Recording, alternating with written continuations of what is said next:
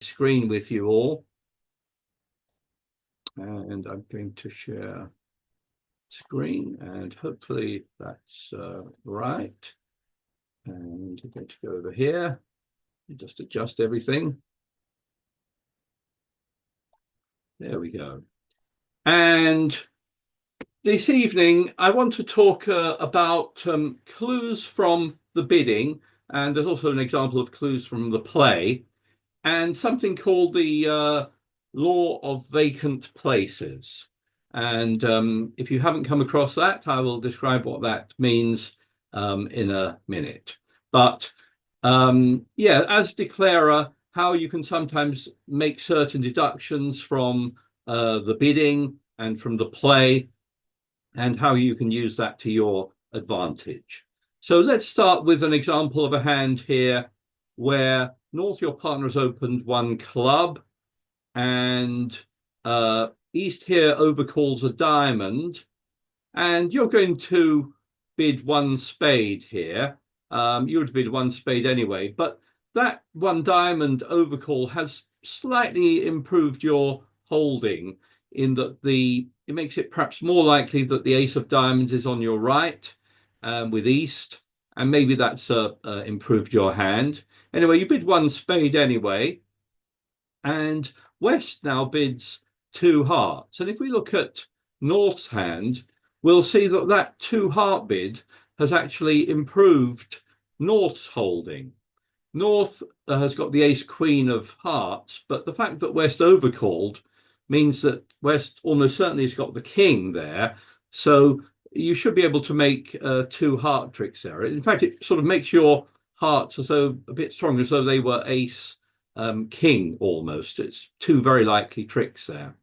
So if you look at North's next bid, they've got 15 points in high cards, but if they upgrade their hand slightly based on they overcall, they might decide to not bid two spades, but maybe jump to bid three spades. And then again, if it comes back down to you, you might then accept the invitation and you end up in four spades. So if the opponents lead a diamond, which is probably what you're expecting them to lead, let's have a look at how this one might go. If we look at the spades, so we hope we don't lose any spades there. In hearts, we've got the ace queen, but we suspect that finesse will succeed. And we hope we'll just lose one diamond here. We can ruff after that, and we're missing the ace of clubs. So we're going to lose one club, one diamond, and maybe that will be it. So let's see what happens. We'll play low from dummy, and if East plays the ace, it's now promoted our king. And if they play a diamond back, we'll play the king here. And if that wins the trick, that's good news. What will we do next? Well, I might start by drawing trumps here. We lead a spade over to the ace and play a spade back, and everyone follows. So that's all the trump gone. So that's a bit of good news. And next, I think I'm going to play the clubs, try to set up the clubs. So I'll start with the jack. They let me win that. I'll carry on. Here they play their ace. And if they play a heart here, we could finesse here. We could play the queen. Although if you look at the club situation, you've got the king, queen, nine, which are all good now. So you'll be able to discard any losers you like on those three clubs. So there's no real need to try the finesse here. You'll just take your ace, if you like, and cash your clubs, discarding all your losers, in fact, and you'll make all the rest with your trump. So played that way, you would make 11 tricks on that one, just losing one club and one diamond. Now, if, on the other hand, I change the hand slightly so that I keep the north and south hands the same, but swap over the east and west hands, then the bidding is likely to go like this: one club, one heart, one spade, and then maybe two diamonds, perhaps. Now, that bidding sequence is not really good from North's point of view because he can tell that East has got a good heart suit. So it means that any finesse of the hearts will fail. So he might sort of disregard that two points for the queen there, downgrade his hand, and maybe just bid two spades. And South should probably pass too, because their hand has not been improved by the diamond bid on your left. So that way, even though the north-south hands are identical, because of the bidding, both north and south should really downgrade their hands, and you maybe stop in two spades instead of four spades. And west here, I would expect them to lead a heart.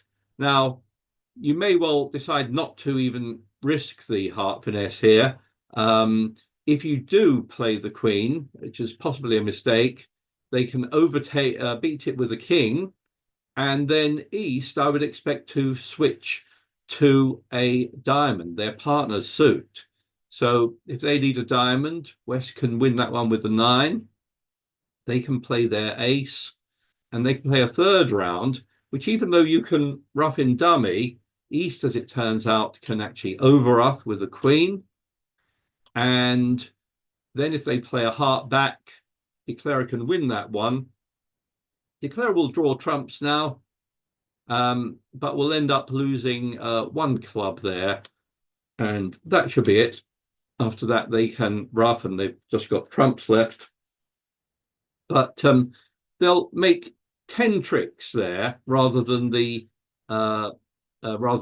the contract. I think they made 11 tricks just because the East and West hands are swapped round.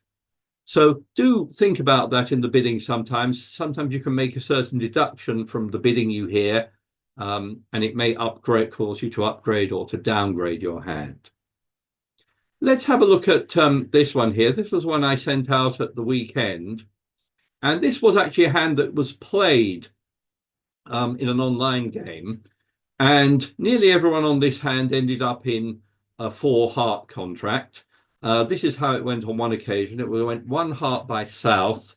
West overcalled 3 spades. And if you ask what that means, it show it's a weak jump overcall. It should be showing typically a 7-card suit with a long spade suit, but not much else. So North bid 4 hearts here anyway, and that ended the auction.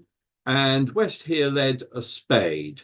And let's stop to make a plan and work out our possible losers here. Well, in spades, we're not going to lose any tricks there because we've got the ace opposite a singleton. Hearts, we might lose a trick. We're missing the queen.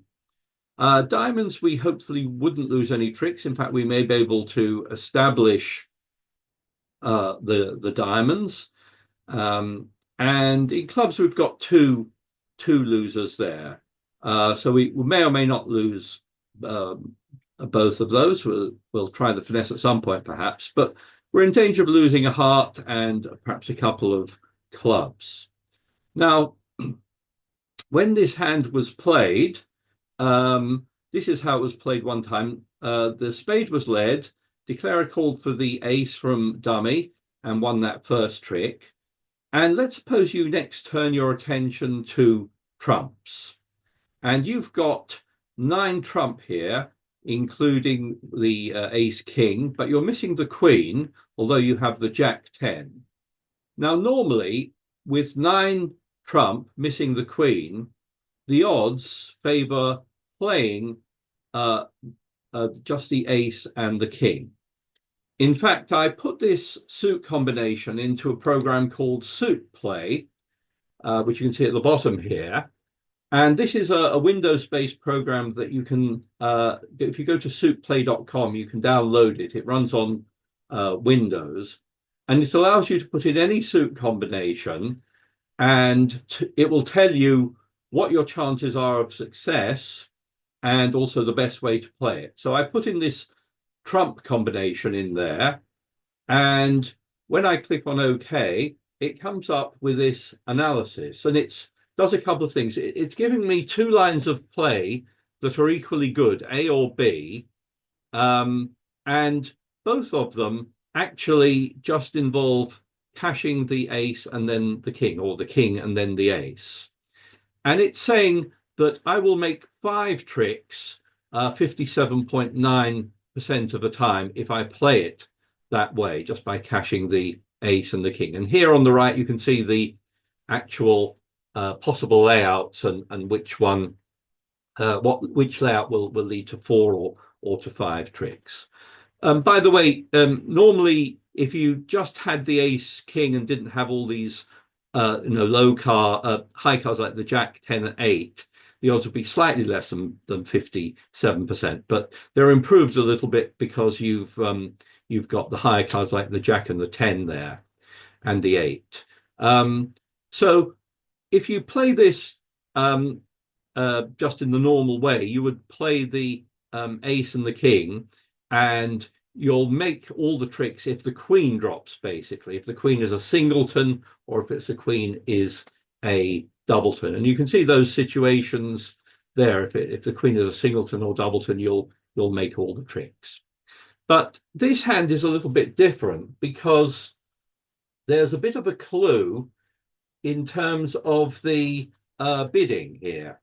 So we know that West overcalled and presumably started with 7 spades in their hand. So if West started with 7 spades in their hand, there were 3 in dummy, 1 in your hand. It means that East started with just 2 spades. And this introduces the idea of what's known in bridge as vacant places. That is to say, if West started with 7 spades, they have 6 cards that are not spades. Whereas if he started with 2 spades, they have 11 cards that are not spades. So suit play actually has the ability to put this information in, and you can put in what's called the number of vacant spaces. So we said that West, because they started with 7 spades, presumably, they have room for 6 other cards, and East has room for 11 other cards that are not spades. So, in fact, the odds of any one particular card being in the East hand rather than the West hand are almost 2 to 1. It's like 6 to 11. And if I run this number of vacant spaces, if I do the analysis again here, it will come up with a couple of interesting things. It will, first of all, my chance of success has gone up from 57% to 75%. But it's also going to tell me that I should play this differently. And the recommended way to play this is to assume that East has got the queen, if you like. So I'm going to play this by cashing the ace. Okay. Then I'm going to lead from dummy, maybe lead a low low heart. And if the queen doesn't appear, it's telling me, because it's underlined this card here, that the card I should play is the 10 there. And if I play that that way, that's saying I will have a 75% chance of success. So that is how actually this hand was played. One declarer played it this way. And what they did was exactly that. They played the ace, then they led a heart, the 9 appears, and they cross their fingers and they took it with the 10. And now there's just 1 heart still out. So they drew it with the king. And now they're in good shape. Now they turned their attention to diamonds. Now all the trumps are gone. And they played the king over here. Then they played a diamond back. And now a similar thing applies in diamonds, that East is more likely to have length in diamonds and more likely to have the jack. So this particular declarer used the same logic here and didn't play the queen, but played the 10. And when that held the trick, now all their diamonds are good. And they were able to cash the ace, queen, and the 3 of diamonds is also good. And they were able to throw away a club. Now they only lose 1 club here. Whatever happens, they'll just lose that 1 club trick. Whatever they come back with, you can trump. and rough that last club. And played that way, you can make 12 tricks. And it's based on um, uh, the principle of vacant spaces, that because West has got so many spades, it's much more likely that East has got lent in the other suits, in particular hearts and diamonds are the suits you're interested in here. Anyone have any comments or questions on it? Yes, Tony, we're meant to make all these deductions in the 2 minutes that we've got to plan our play. Well, of course, you don't do these calculations, but what you should be able to do is realize, that the normal way of playing the heart suit is to cash the ace and king, but the fact that West has preempted means that East is much more likely to have the queen than West. In terms of the number of vacant spaces, West you can see has got 6 cards that are not spades, whereas East has got 11. So it's roughly 2 to 1 in terms of East being more likely to have that. So no, you won't sort of use these calculations every time, but you should think about what the opponent's bidding shows and see if you can draw any deductions from that. Thank you.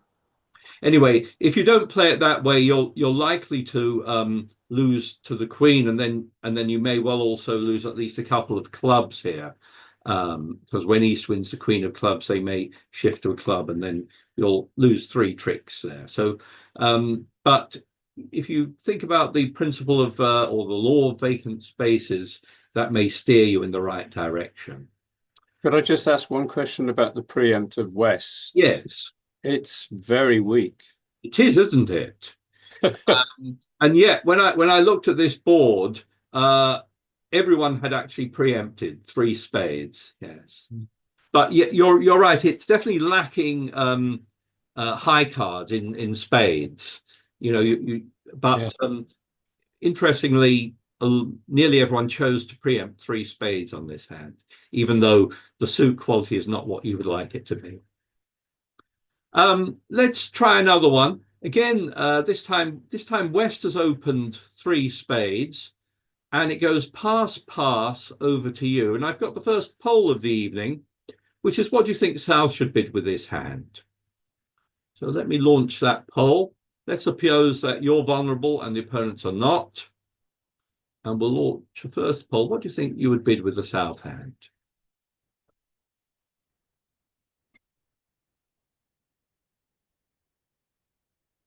Okay, let's have a look at the results.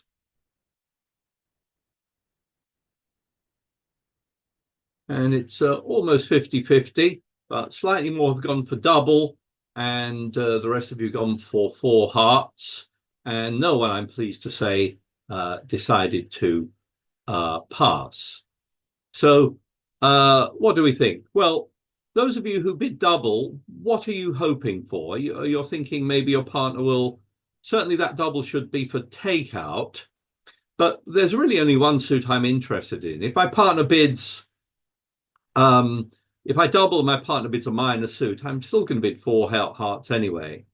So I think my vote goes for bidding 4 hearts on this hand. There's a good rule of thumb: when the opponents preempt against you, you should bid on the assumption that your partner has a few points, because the West hand is expected to be weak. And a good rule of thumb is to assume your partner's got about 7 points or a couple of useful cards for you. So I hope you can see that if your partner's got something over there, 4 hearts should be a good contract. Anyway, Tony, could I ask? I thought if you're in this situation, if you've got more than 14, 15 points, if you double and then whatever your partner says, then you show hearts, you're showing a very strong hand. you are. I mean, that's certainly the case at a low level, right? If they bid 1 spade, your hand is much too good to overcall 2 hearts here. But at a high level, it puts pressure on you, and I think you should bid on the assumption that your partner's got about 7 points. I mean, if your suit I mean, it doesn't matter here because your partner is going to bid four of a minor, presumably. It's fairly inconceivable they'll bid four diamonds or, sorry, they'll bid four hearts. So that principle does apply that if you double and then bid a suit, you're showing a stronger hand. But here, But in this case, you could possibly go on to slam, because if you just say four hearts, I'll leave it at that. they will. Well, they should assume that when you bid four hearts, they are assuming that the North hand has about 7 points.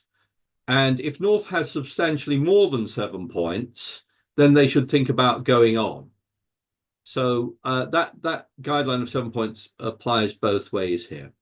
I mean, it would work out either way here, but just imagine if your suit was diamonds, for example, and you doubled and they bid four hearts. Well, you'd have to bid five diamonds there anyway. But here I think I'll just bid four hearts. I don't particularly not interested in any other suit here. So anyway, let's suppose you do bid four hearts, and Tony, quick question before you go on with what happens if they go on to four spades?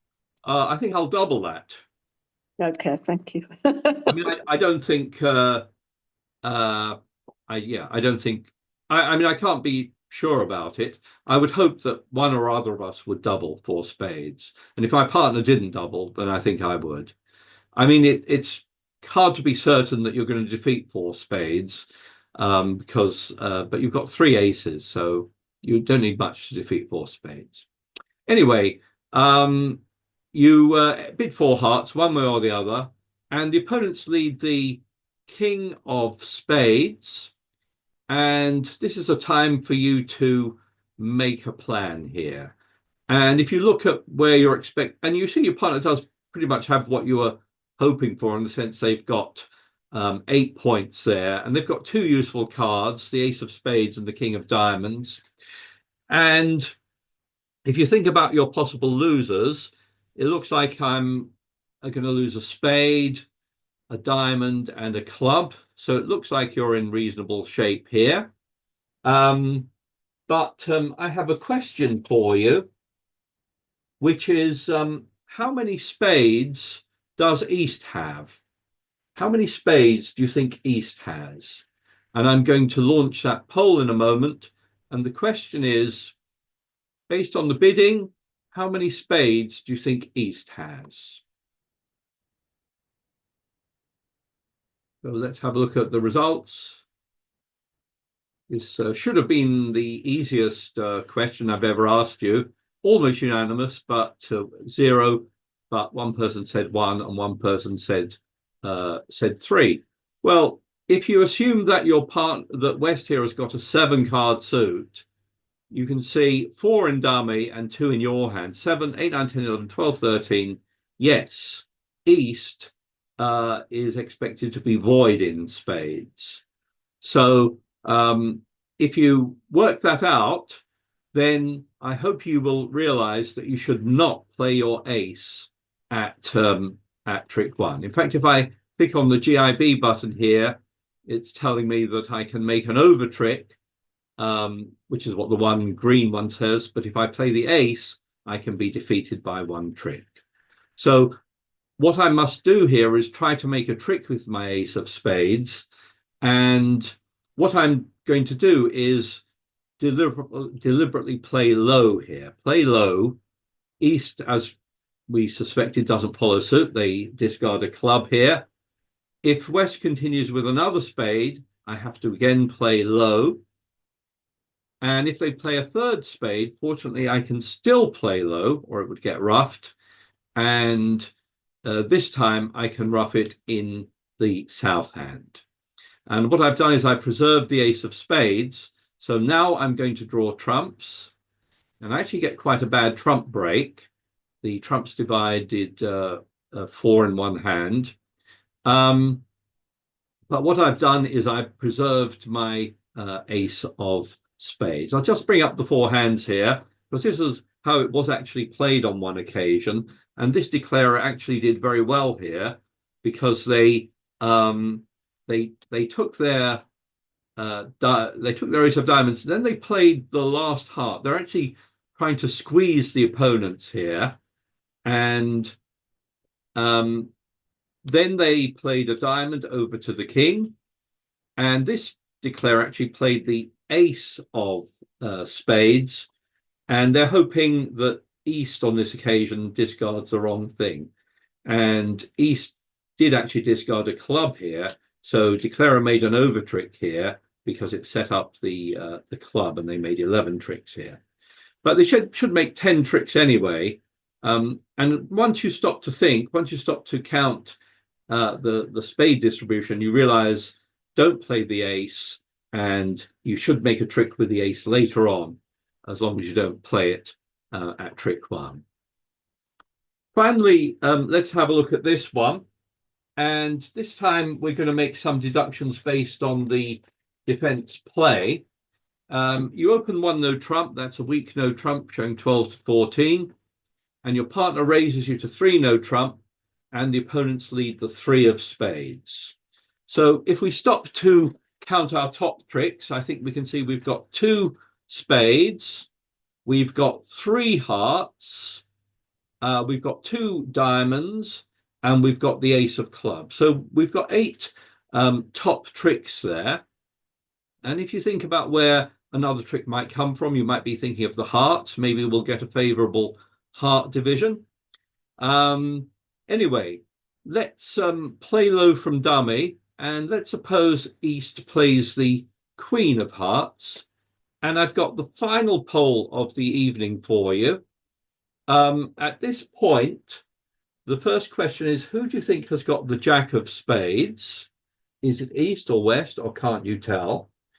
And what should you play from your hand at trick one? Should you play the king or the 8 of spades? So here comes the final poll. Who do you think's got the jack of spades? And what should you play at trick one? You may need to scroll down to see both questions.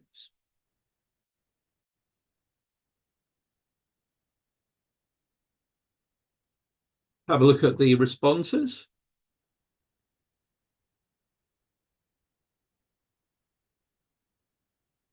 And most of you have said West for the jack of spades. No one said they can't tell. And in terms of what you should play, majority said play the king, 65%, with 35% saying play the 8. Well, yes. So you need to think about what that lead means. And presumably West has led their best suit. And they presumably that 3 looks like a low card. And presumably their 4th highest from their best suit. And that would strongly suggest to me that they have the jack. Also, if East had the jack and the queen, they should have played the jack, but some Easts may not know that that's the right card to play. But in any case, it's very likely that West has got the jack. So that actually gives you a potential to take 3 spade tricks, the ace, king, and the 10. In other words, imagine West sitting there with the jack. You can make a trick if you finesse against him. You can only make 3 spade tricks, though, if you win the first trick. If you let them win this trick, you'll never make more than 2 tricks. So you correct, yes, those of you, I agree, you should play the king here.